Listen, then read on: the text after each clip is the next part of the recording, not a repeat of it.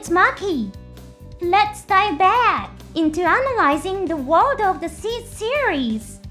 Last time, we discussed the themes in Seed and Seed Destiny. I mentioned that studying past themes might lead us to the next theme of the Seed series. Today, let's take a closer look at the Black Knight Squad that appeared in Seed Freedom. I'm referring to the Black Knight Squad unit made up of their clothes, not the mobile suits. Interestingly, the unit and the mobile suit have the same name. Freedom Zero, which is currently in production, is set before the Seed Freedom movie. Of course, the members of the Black Knight Squad are central characters in the story. Studying them will help us discover hints about what Freedom Zero has in store. Now, before we get to the main topic, I have a quick announcement. My channel accepts support through memberships. For 99 cents a month, you can get a name badge and custom comment stamps. Alright, let's begin the analysis. First, let's briefly discuss the theme of Seed Freedom. I'd like to save the in-depth analysis for another episode. My previous videos and the interview with director Mitsuo Fukuda in the movie pamphlet make this point very clear. The theme is the question, were the conclusions we once reached really correct? In Seed Destiny, Kira rejected the Destiny plan. The ones who stand in the way of Kira and his friends are the Foundation Kingdom.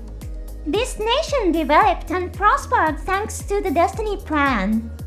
Consequently, Kira and his companions must confront the consequences of a world that prospered because of something they once rejected. This is a key element that shapes the story of Seed Freedom. Of course, a story's themes are never limited to just one. As Mr. Fukuda clearly stated, love is also one of Seed Freedom's themes. As I mentioned earlier, I plan to discuss this topic in more detail at a later time. Now, let's examine Mr. Fukuda's interpretation of the Destiny plan. This part is also very important. The reason is simple. The Black Knight Squad members are beings created for the Destiny plan. In order to understand them, we first need to understand how the director himself interprets the Destiny plan. This is explained in the audio commentary included in the Seed Destiny Blu-ray box set. The comments come from Mr. Fukuda's discussion about episode 45. Let's take a look. The Destiny plan is described as something meant to prevent war, but I believe that's not its true nature. Its essence is stopping human evolution. If this plan were implemented, people would probably lose their drive. Why? Because they would be told you can only acquire the abilities predetermined for you. Could someone act with motivation after receiving that kind of evaluation? I don't think so. If that happened, humanity won't evolve. We wouldn't progress. If someone asked me, is desire a bad thing? I would answer as follows. Without desire, humans would probably stop doing anything. Happiness is difficult to define.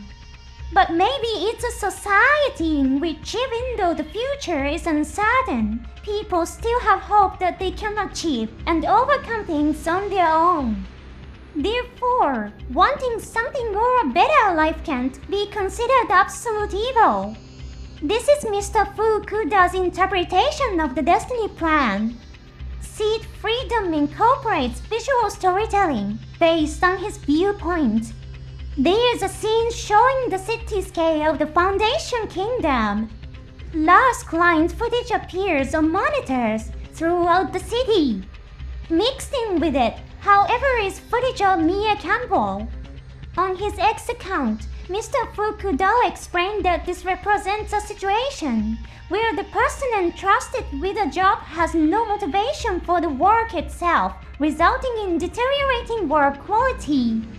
Even in the era of seed freedom, this interpretation continues to be reflected. Alright, let's take a look at the Black Knight Squad. First, a quick reminder before we continue. From here on out, I'll be sharing my own interpretations and opinions. It might be best to enjoy this part with the mindset that half of it is a joke. I'm predicting that Freedom Zero will be a story about the growth of the Black Knight Squad. In Seed Freedom, they're defeated by Kira and the others at the climax. But what if their defeat wasn't because they were immature, but because they had grown? It might sound strange to say that defeat is the result of growth. Let's go through it step by step. First, each of them has mobile suit piloting skills superior to Kira's. Mr. Fukuda said so himself in an interview when describing their abilities. On top of that, their mobile suits outperform the Gundams piloted by Kira and his friends. If things stayed as they were, they would never lose. Their purpose and value are to achieve victory. Thanks to the destiny plan, the outcome of victory is predetermined for them. But here's the crucial point, the femtech armor. According to Mechanic and World, the Black Knight Squad developed the technology of the femtech armor themselves. Does anything come to mind after hearing all this? Remember what Mr. Fukuda said earlier. He explained that under the destiny plan, humans would lose motivation and stop evolving and progressing. Exactly. Despite being supposed to stop evolving, the Black Knight Squad ended up creating the most cutting-edge human technology, the femtech armor. This lines up perfectly with the seed theme I mentioned in a previous video, questioning past conclusions. At their core, the Black Knight Squad were beings who were never meant to lose. In the story of Freedom Zero, however, there will likely be a moment when they learn about Kira and the others. By the time the Freedom Theft incident occurs, the femtech armor is already complete. As an event that must have happened earlier in the timeline, the Black Knight Squad probably encounters Kira and his friends and receives inspiration from them. The Black Knight Squad was originally created to fulfill its assigned role. However, after encountering the unknown, they begin to grow and eventually develop new technology. The technology is the femtech armor.